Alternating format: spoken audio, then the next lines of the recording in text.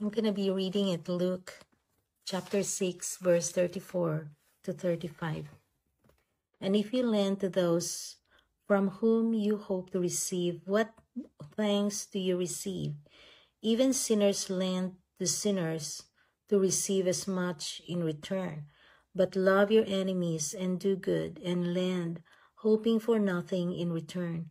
Then your reward will be great, and you will be the sons of the highest. For he is kind to the unthankful and the evil.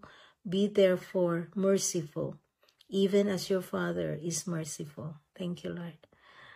If I give someone whom I know he cannot repay me back for the services or the things that you give to them, then expect God to give it back to you. Thank you, Lord, because you are not short, Lord, and you always count, Lord, what I have done.